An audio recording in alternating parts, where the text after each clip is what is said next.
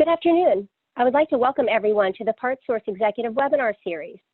Today's presentation, using standardized CMMS data to make smarter HTM decisions, is being presented by Matt Baratich and co-hosted by Rob Mayer and Jason Meister. Before we begin, I'd like to review a few housekeeping items.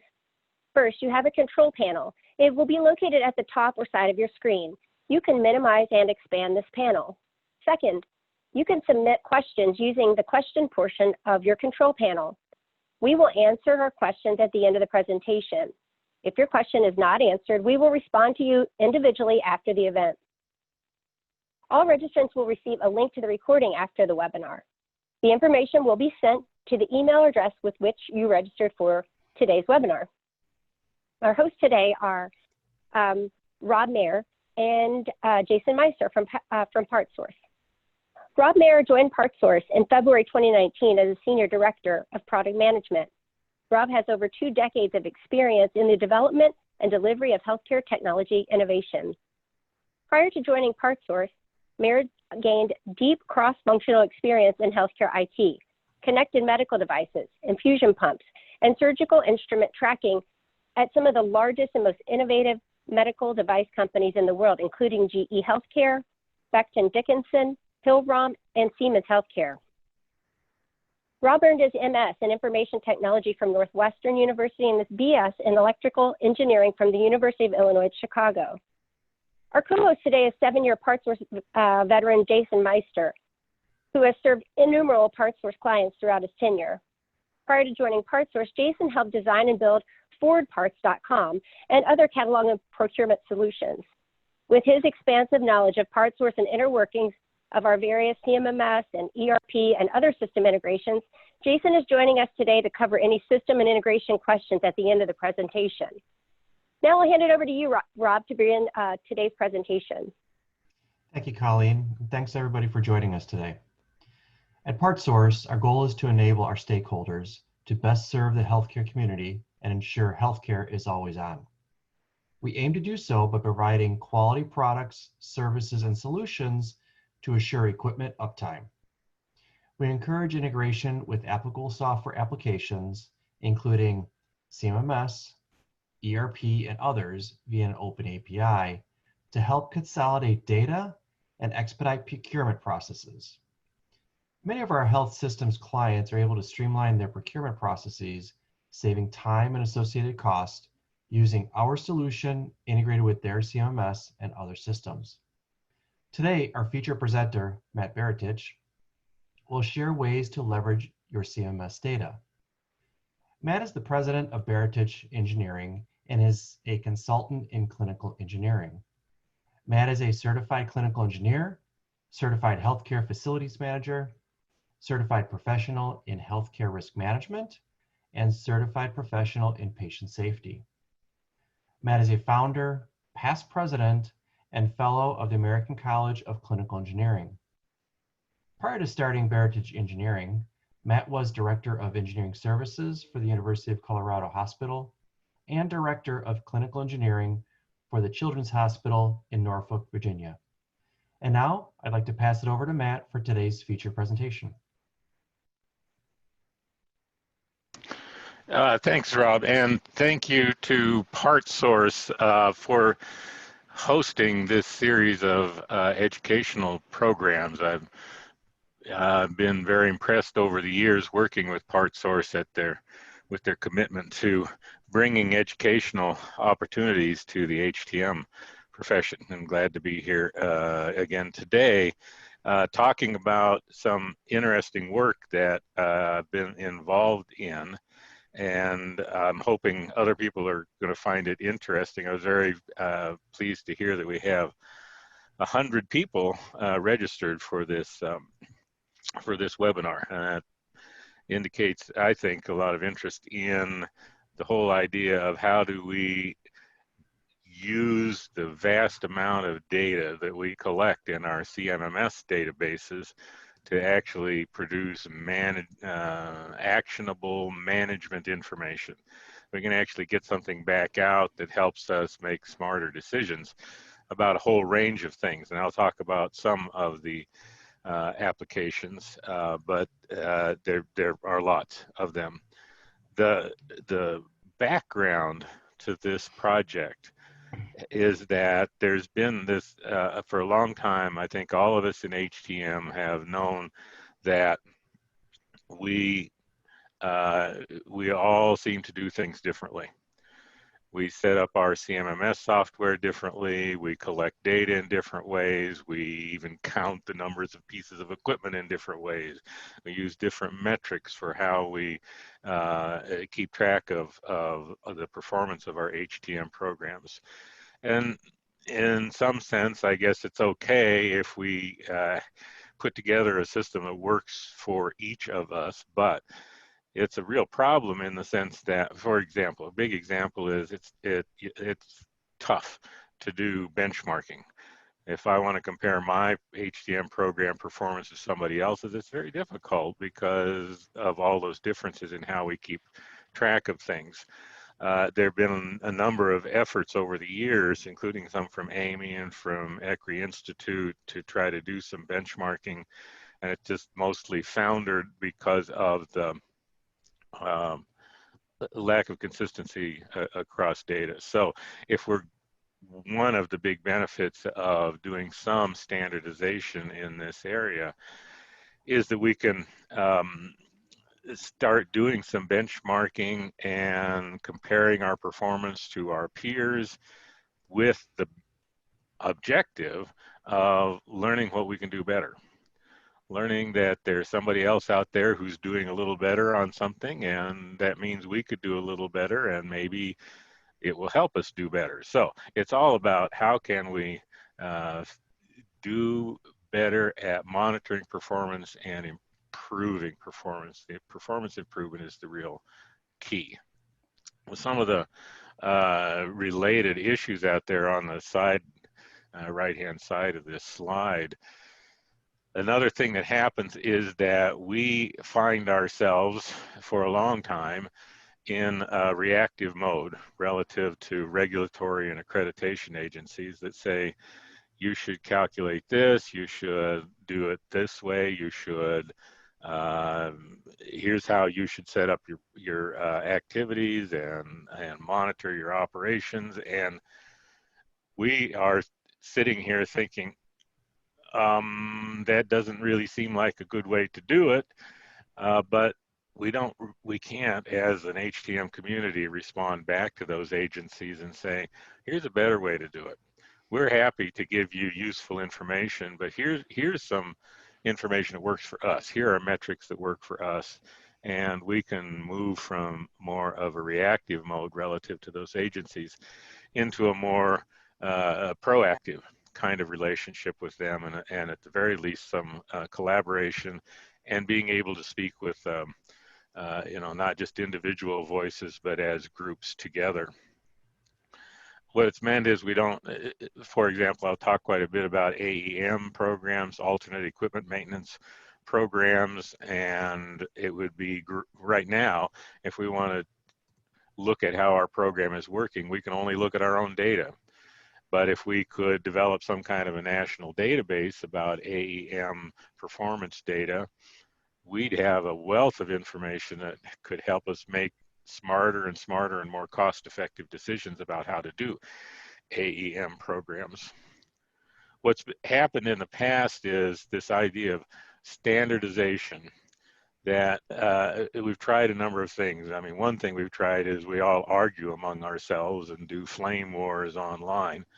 The other thing, that's kind of the bottom up, and that's not getting us anywhere. We've had some top-down efforts where organizations have made, say, a standard. You should do it this way, you should do it that way. Those have generally not been very well accepted.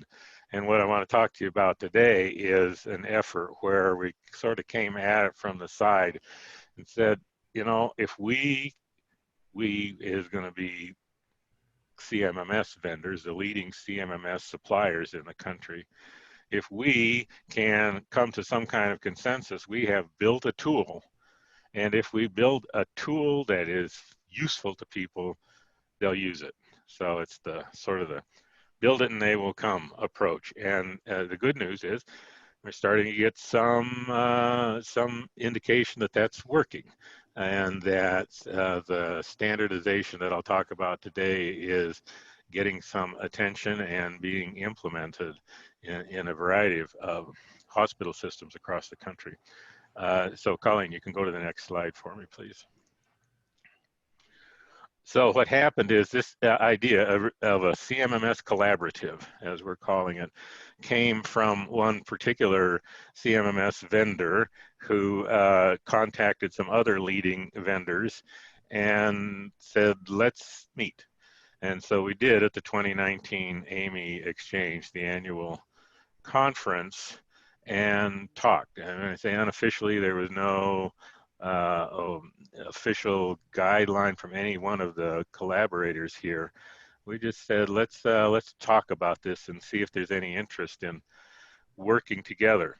These are all highly competitive organizations, as you know, selling very sophisticated and useful products. Was there an opportunity for that they could see benefit in some collaboration, and indeed that came to be the case out of that meeting. So we went to AAMI and asked for sponsorship and some help in facilitation. And the facilitators for this program are me and Carol Davis Smith, who you're going to hear from in this PartSource webinar series in, I think, middle of next month. So stay tuned for that.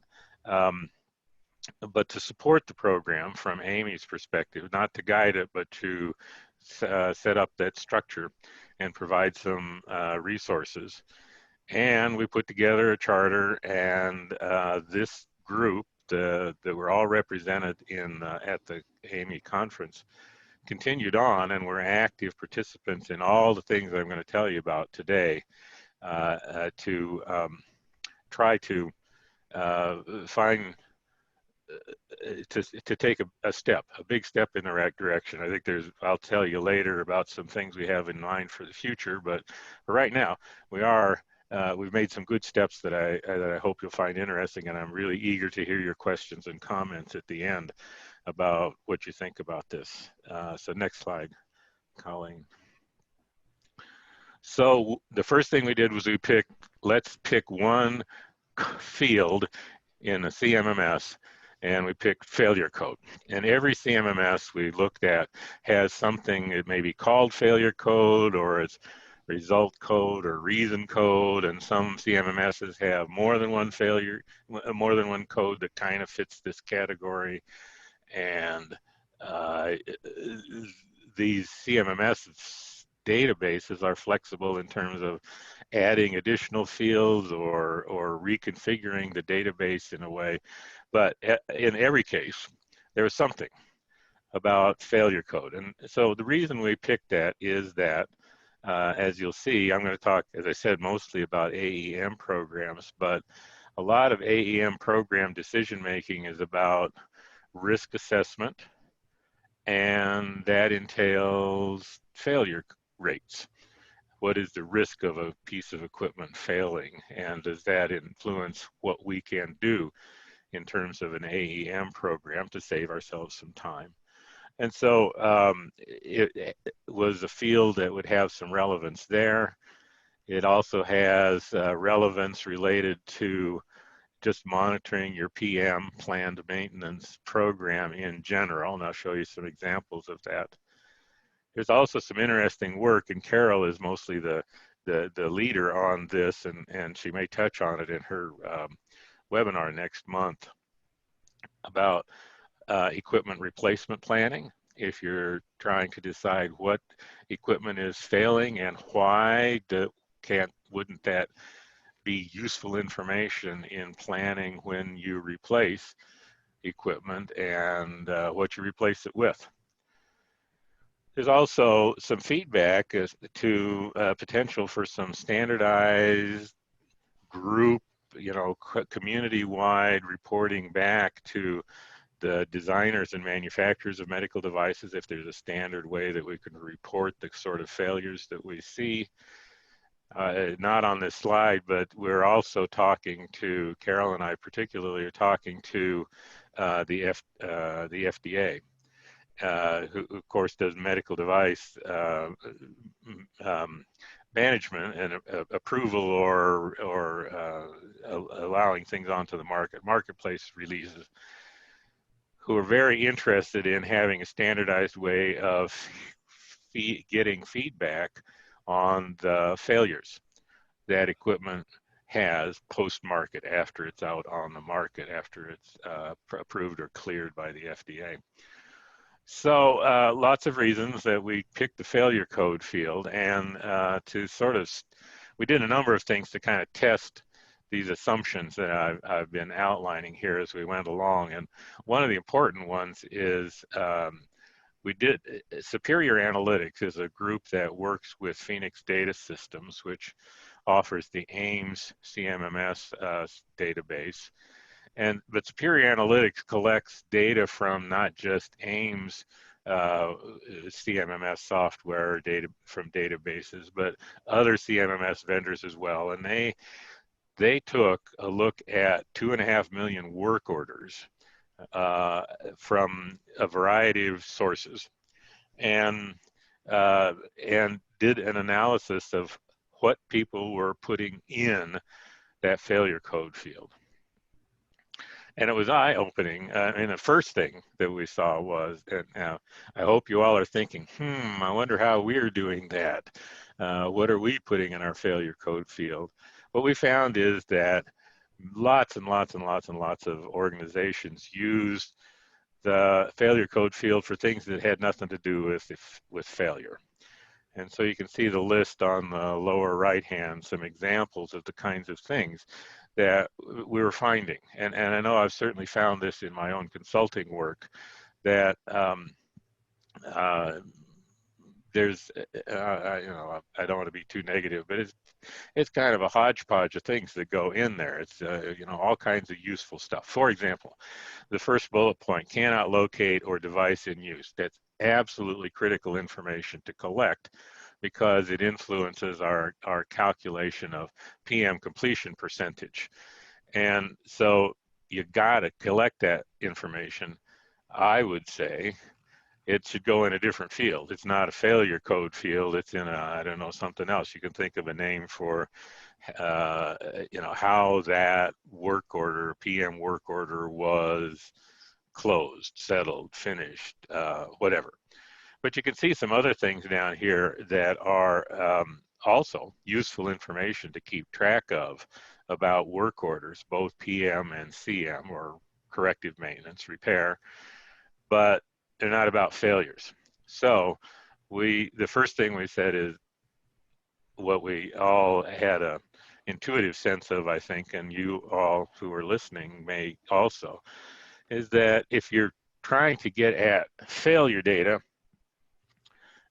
you should have a field that only collects failures. So let's go to the next slide, and I'll show you what we were thinking about. We put together some requirements that say if we wanted an effective failure code field, first of all, you need some kind of a clear definition. What the heck is this field for? It's for this, keeping track of failures. And it's not about that, or whatever that is. You make sure it's just a clear thing, and it's straightforward, and everybody who uses the CMMS has a common understanding of what that would be. The next two bullet points are a little wonkier, but first of all, field choices have to be exhaustive, and exhaustive just means that of all the options, imagine you've got a failure code field and a drop-down list. The drop-down list has to be exhaustive in the sense that every possibility has to be there. So you don't want to get to a case where, the failure really isn't on this list, and then you're not collecting good data. Ideally, you would want to have this field be a required field, that whoever's filling out the work order is required to fill it out. So if you require people to fill it out, you have to offer them choices that cover every possibility. So field choices must be exhaustive. The other wonky thing is field choices must be mutually exclusive. So whatever that list, that exhaustive list of options on the drop-down list are, you don't want to have overlap, or as little overlap as possible, so it's easy to find the choice you want. It's not, you're not stuck trying to figure out, is it this choice or that choice? It should be pretty clear. That'll help with the quality of data collection. It will relieve frustration for the technicians trying to figure out what the heck they're supposed to answer. Make it easy to pick the right number, the right choice as much as possible. I have seen, for example, I did an assessment of a program that had the drop-down list essentially was 64 items long. And number one, that's too long. And number two, they really weren't exhaustive and mutually exclusive. And you can guess the result. More than half of the responses that went into the database were one of the first two choices on that really long drop-down list. So that says we're not collecting any information that's likely to be useful. So one of the practical things is that next bullet point, you want to have a limited number of choices so that drop-down list is not too big and doesn't take a whole lot of valuable frontline technician time to deal with it.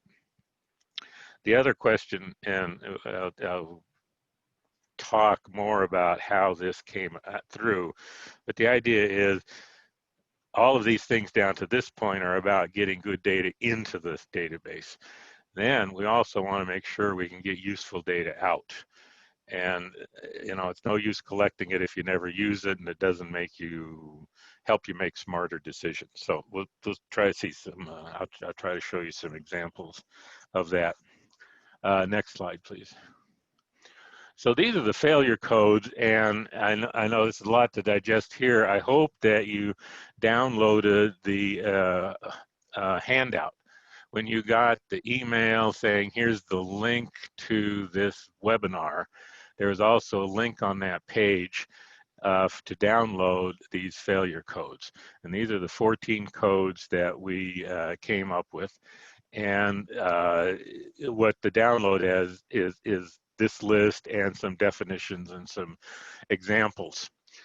So I'm just going to highlight a few of these as we go along to show you the kind of thinking that we had in mind.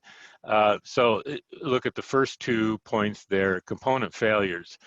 One of the reasons devices fail to do what they're supposed to do is something there in the device failed.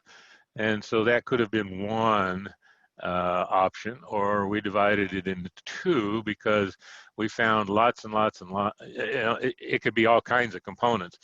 The one that popped up as pretty common was battery failures or early failures of batteries earlier than you expected them. And so it made sense, we thought, to break out battery-related failures because there were a lot of them, and because the way you handle a battery failure is different from the way you would handle the failure of an upstream occlusion pressure sensor or something like that. So that was an example of the kind of things that we broke down to say it's worth dividing. I said before, we want to make sure this list is not too long. This is 14 items, and we tested that with some people at a webinar and said, is 14 too many or not enough? And they thought 14 was okay, but we didn't want to multiply unnecessarily into different, into categories that really didn't make very much difference. So you can scan down and see we're trying to be exhaustive and mutually exclusive. You might have to refer to the definitions to really understand the mutually exclusive aspect, but there's some that I know you're going to recognize down near the bottom. There's use error or use failure. We're deciding exactly what to call that. So I'll do my little get on a soapbox here.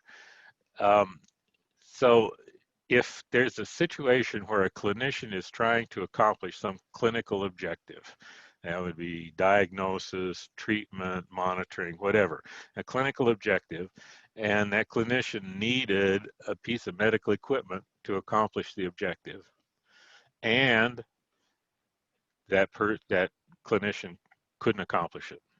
So there is a failure in use, and some kind of error. Use error is the term. We used to say user error because some of the times it was the user who did something, didn't program the infusion pump correctly or something like that. This is a little bit broader term. It's a term used by the FDA, for example. Use error is you're in that clinical setting and you're trying to use a piece of medical equipment, you couldn't get the job done. And so that's kind of a catch there, not catch all, but a broader sort of notion to say something went wrong. And if we can't identify it in something up above, there's a component that failed, or the utility system caused, you lost power or you lost medical gases.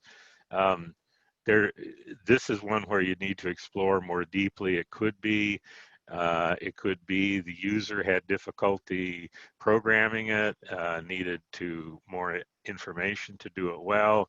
Could be it's just a darn hard piece of equipment to use.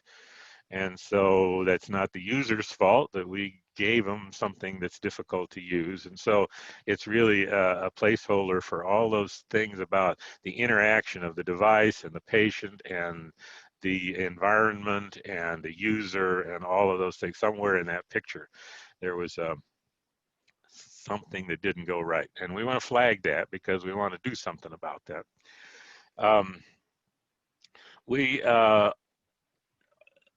And one more, there's the, what else? Oh, the one right above that, failure could not be identified, or no problem found, or, we've all got something in our systems there where we say, it came down on my bench, it's got a yellow sticky that says broken, darn if I can figure out what was broke on it.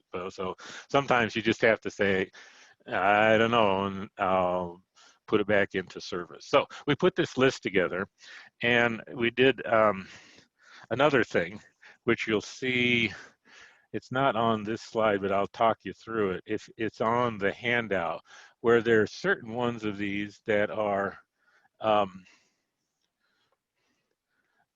for some reason, the handout that you got doesn't have these check marks either. So we will send you a better one. What we divided this into were things that were related to PM and were not related to PM. And I'll give you some examples as we go along. So, but just in general, if there's a component failure, PM might be able to help by identifying that or replacing it more sooner or so on, as distinct from, say, a user error, where a programming error. And so doing more PM will not reduce the likelihood of misprogramming. So we try to divide this into things that could be addressed by better PM and things that can't. So let's move on. I'll start to give you some examples of how that is. Here's what's coming up. There is a so-called white paper coming out from AAMI. Looks like we're about 2 weeks out from having that available on the AAMI website. PartSource has generously agreed that as soon as we have a link to that document on the AAMI website, we will get it out to everybody. PartSource will get it out to everybody who's registered for this webinar, and it will go into more written detail about the things I've been talking about today. The CMMS vendors have made commitments to help clients implement this, clients who want to implement this kind of an approach. As customer-oriented organizations, they of course have the position that they will do whatever the customer wants them to do. They'll set it up however the customer wants it to be set up. But if the customer comes and says, I would like you to do whatever is the standard best practice in the field right now, the vendors can offer this. So there's a commitment to that, and we're hoping that we get some adoption by the HTM community that's already starting, and that people who try it and find it works or doesn't work or needs improvement will publish that. They'll talk at their local BMED associations, they'll write articles, whatever, get the word out, and we'll all make ourselves smarter. Next slide, please. I want to talk a little bit about AEM programs, and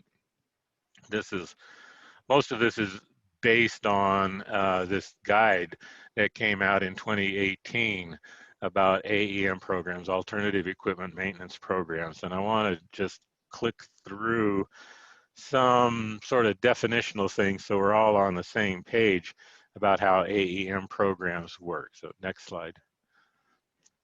The reason we do AEM programs is a number of reasons, but I think the biggest reason, certainly from everybody I talk to, why are you doing an AEM program, is that you can reduce PM cost by stopping doing things that are not worth doing as part of planned maintenance. Now, I want to highlight just for a moment the third bullet down there. An AEM program, if you set it up right, is completely in compliance with CMS, Centers for Medicare and Medicaid Services, and Joint Commission requirements. And it's even gotten to the point now that if you have a Joint Commission surveyor come in and they say, you have an AEM program, and it used to be people would say, well, no, I'm not into that. Now, if you say, I don't have an AEM program, the surveyor is likely to say, why not? Because it's the standard way of doing things. It's the practical standard for how we should do things smarter. So wherever you're at on implementing AEM programs, keep it up, because I think it's the future. Next slide, please. So quick definitions. When I say planned PM, I mean planned maintenance, not preventive maintenance, and I'll show you why in a minute. There's some other terms, activity and frequency, that are used by CMS and Joint Commission and the other accrediting organizations, but planned maintenance is what I mean by PM. So next slide, please. So planned maintenance includes two kinds of things. One is so-called device restoration, PM, and safety and performance verification, PM. Let me clarify those a bit. Next slide. Device restoration, PM, is stuff we do to reduce the likelihood of failure. And so we replace filters, and we replace batteries, and we overhaul ventilators and things like that. When things are starting to reach the end of their lifetime, useful lifetime, we fix them. We replace or do whatever we need to do to get the thing back to some semblance of its original performance. That's the device restoration aspect of this, so that it's less likely to failure. And that I would call genuine preventive maintenance. We're preventing future failures, or at least making them less likely. So I tend to say PM is not just preventive maintenance. It is this aspect of preventive activities that we do. But next slide. We actually spend more time, I think, doing safety and performance verification. So we do testing for safe and effective operation of the devices. Why do we do that? Because we can identify latent or hidden failures that the user can't find. The user doesn't know that the electrosurgical unit is putting out too little power at a particular setting. The user doesn't know that the infusion pump rate is not right, or does not know that that upstream occlusion pressure sensor has failed until something happens, which could be detrimental to the patient. So they send us with knowledge and test equipment out to do this performance and safety verification, and that doesn't prevent anything. So that's why I say PM is more than just preventive activities. This is finding hidden, latent failures before they turn into problems. So it's a lot of what we do. Anyway, both of these things I think are important aspects of PM, and doing better PM, I'll say that very generally, means doing both of these things better, doing more of the device restoration better, and doing inspection to identify latent failures better. Okay, so let's go on. Next slide. So if you want to say a PM procedure is the whole set of activities and frequencies, it's what we do and when we do it. The OEM gives you a procedure, that's the manufacturer's recommendation. And for a while, CMS was saying, and Joint Commission followed them, and was saying, you got to follow the OEM's maintenance procedure. And then there was such an uproar that CMS relented and said, well, you can, under certain circumstances, with good data, you can deviate from the manufacturer's recommendations. So I'm calling that modified procedure an AEM PM procedure. So next slide. So this is, say, table 1. This comes from table 1 in that manual that I showed you earlier, and it simply says down here, blah, blah, blah. If you do, your PM program either has to follow manufacturer's recommendations or an AEM program. There's no third way that some people have, like, well, you can think of some of the ways we haven't exactly complied with this in the past.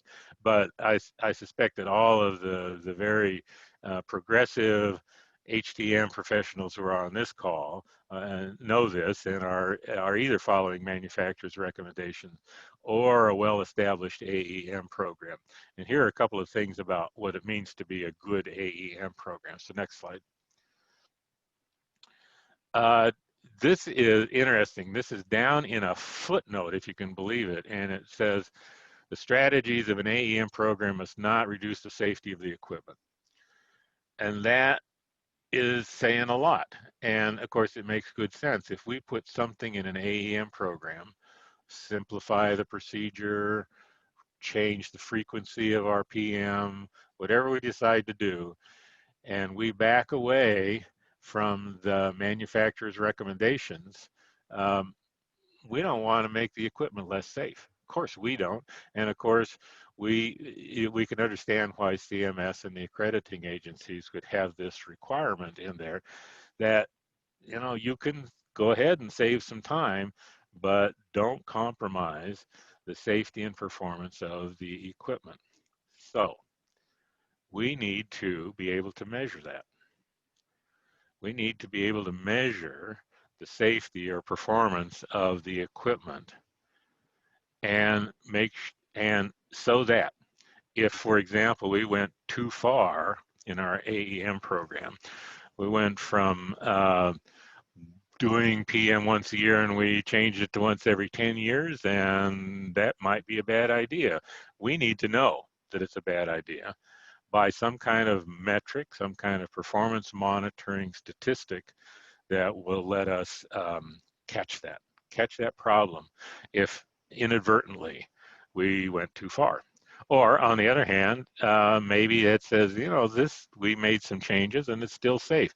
Maybe we can go a little further, but we will know if we've gone too far. So a metric to monitor the PM program is essential. Next slide. So how do you measure equipment safety for the PM program? Next slide.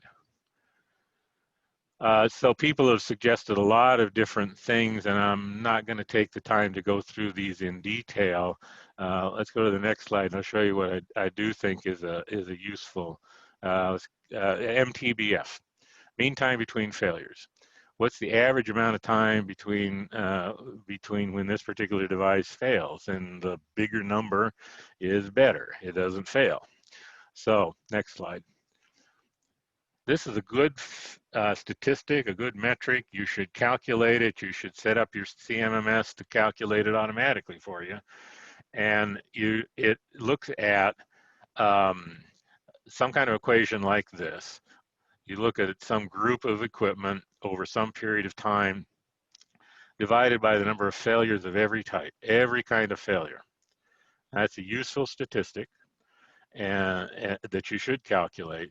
The issue for PM, though, is, as we were saying before, there's some failures that can be mitigated by better PM, like replacing the batteries on a good schedule. There are other kinds of failures that are not mitigated by better PM, like difficulty programming in a fusion pump.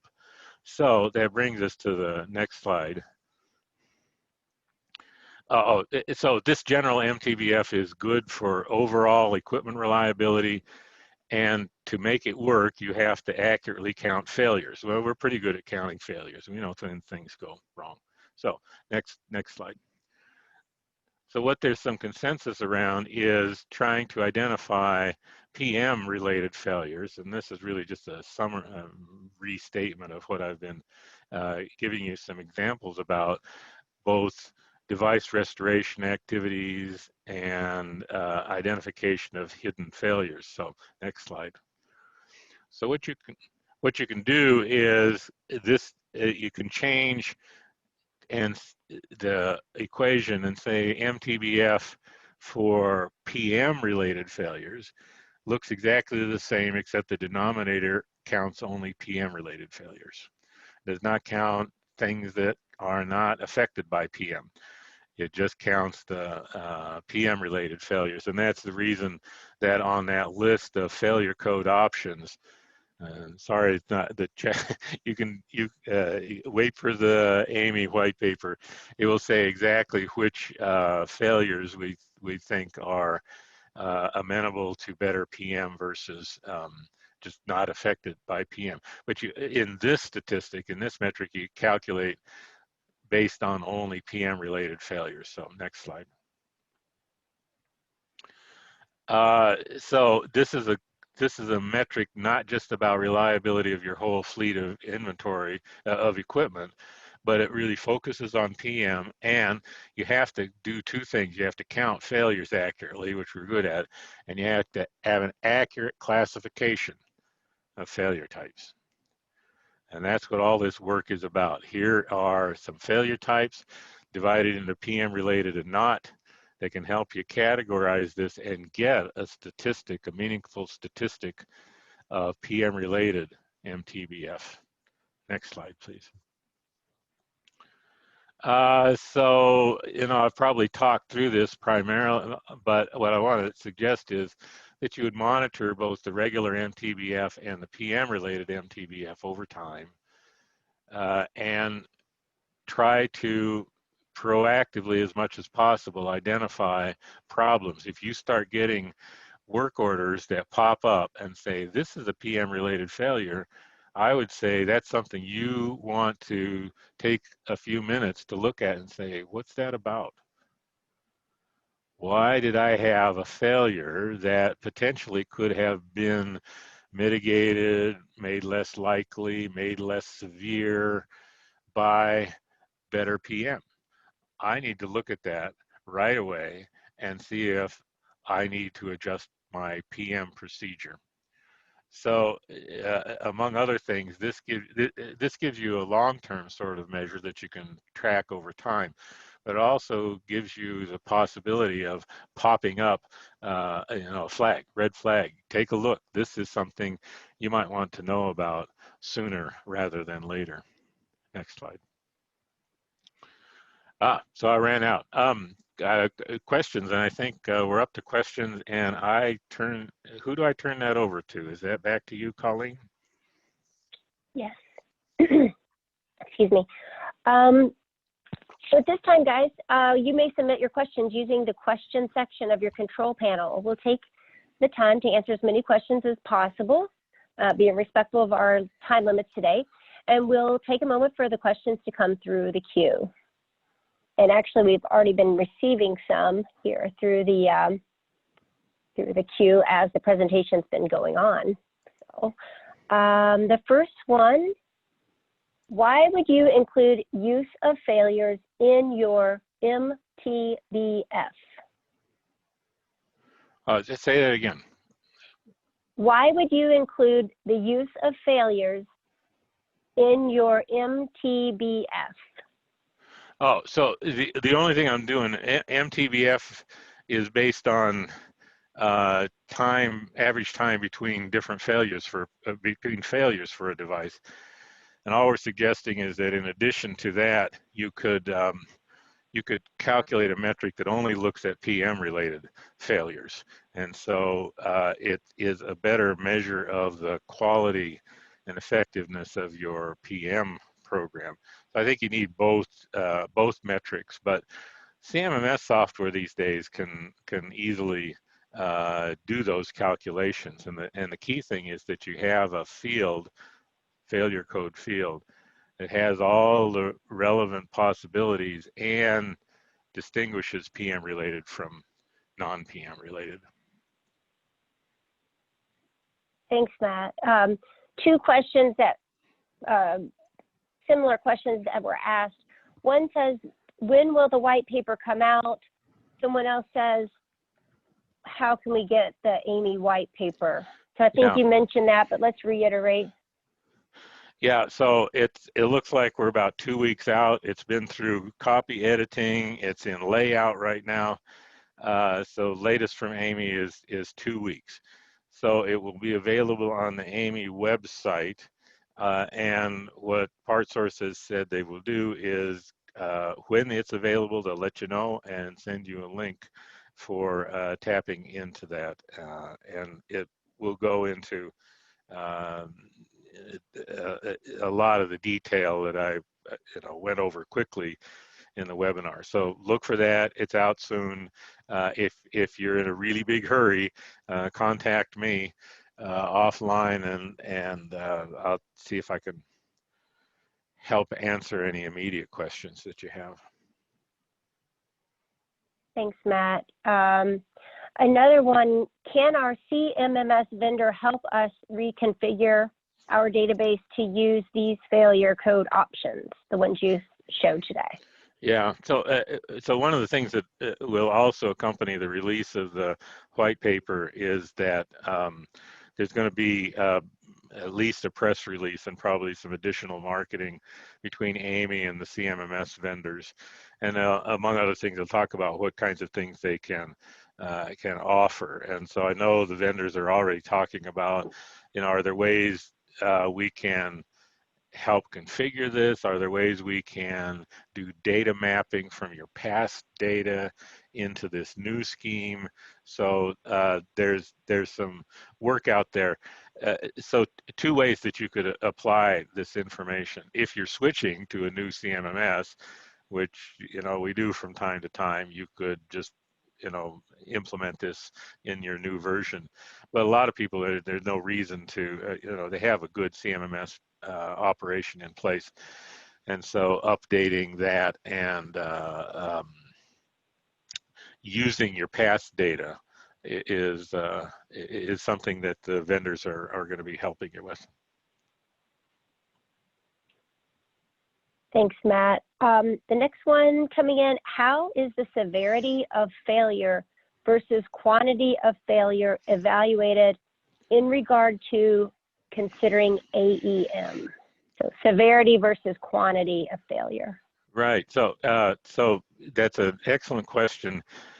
If you're trying to do risk assessment for anything in the world, but let's talk about just medical devices, what you want to look at is a combination of, for a particular kind of failure, how probable is it, meaning how likely is it that it's going to occur, and what's the severity of its occurrence. If it occurs, is it a big deal or not so big a deal? So risk is a combination of those two.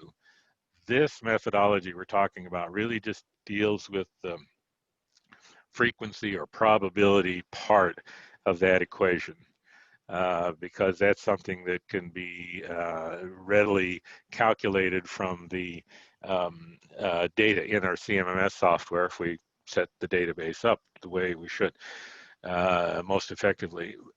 The severity is more subjective. The work I'm talking about today really doesn't address that, but it's subjective in the sense that you would want to answer questions like, you know, is the failure of an otoscope ophthalmoscope more severe or less severe than the failure of an infusion pump or a heart-lung bypass machine?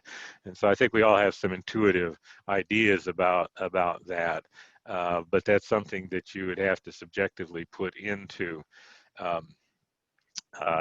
your program. I have seen examples of some HTM programs that have set up their CMMS software to where they will do some automatic calculation of the probability, and they will do a subjective. In other words, for an equipment type, they will say failure of this device is high severity or medium severity or low severity, but that's manually put into the database. Really good question. With regard to the failure codes, here's a question.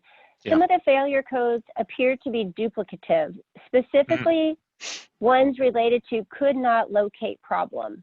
Am I misinterpreting those?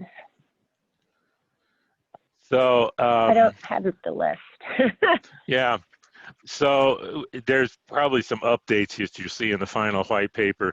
There are, if you're going to have the failure code, there's sometimes this thing comes in and it's, you know, it's smashed all to heck, and so you don't even try to figure out what failed. You throw it away and get another one. So that, just for sake of completeness, there would be somewhere you took the device out of service and actually didn't do an analysis to give you a failure code. But let me give you a more useful answer. Get the white paper, read it, and if that doesn't clarify it, please contact me. And we want to be able to refine this over time. We've done a lot of real world work. We've had a lot of people make an attempt to apply this scheme to real world data, and with some success. Not perfect. So please, when you get the final white paper, give us some feedback, because we can always make it better. Couple more coming through. How do you propose responding to AEM related failures? CMMS S&C1207 suggests it triggers a review. Yeah, so right, what it says is if you're finding that by putting something into an AAM program, you think maybe you have compromised the safety of that device. Typically we don't do that because we're pretty conservative, but it's possible. And so what CMS wants us to do, and it makes good sense, is to review that and say, did we not make a good decision? So you can do that in a number of ways. You can sort of review your decision making for having put it in an AEM program. You could dig down and say, this PM related failure is about measuring infusion pump infusion rates. And so maybe we, I don't know that this is the answer. You could say maybe we test it more often, or we say it's only some kinds of infusion pumps that have this problem. I don't mean to get down into the weeds on that, just to say, if you've got something that will raise a flag when there's an issue that suggests a need for review, you do a review. Then your professional judgment comes in, your review of the data comes in, and you say, is this something I need to act on? Maybe it's not. Maybe this is a one-off thing that we would never expect to happen again. It's just really a trigger to say, let's take a look at what we've been doing. Right now, there's the problem we have is that, you know, we collect data, and then at the end of the month we get done and we leave the things open a little bit longer to put in some data, and then we get around to making a report and summarizing, and it's ready for the EOC committee, and then we say, oops, there's something going on there. I wish I'd known about that 2 or 3 months ago. So the more we can move this forward to a more proactive thing, a quick flag, the better we can catch some of these things early and react better. I know one of the clients that I've worked with that has implemented some of these ideas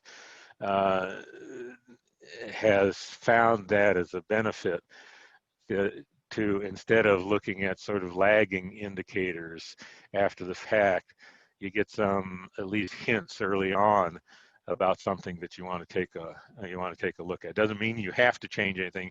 It just means take a look. Thanks, Matt. Hopefully these questions the answers are helpful to those folks who are asking. This one might open another can of worms, but I think it verifies what you said at the beginning. This question says, do you think the fact we are all doing this stuff so differently and not measuring quality consistency is part of the reason we have a hard time being taken seriously in right to repair debate? Sure. Opinion, I guess. Yeah, well, okay, I'll just give you my opinion. This is not the opinion of the CMMS Collaborative. We haven't talked about it, but sure, to the extent that, I don't know, what's the old phrase? In God we trust, all others bring data. So we need to bring some data to these discussions and to go up against somebody with data or some organization that wants to see data, and we just say, you know, I really strongly feel X, Y, Z. But if you can bring some numbers, we're in a stronger position. Right to repair. I think anything that in-house programs can do to show their level of professionalism and quality management, all of those things, you know, put us the in-house programs in a good light.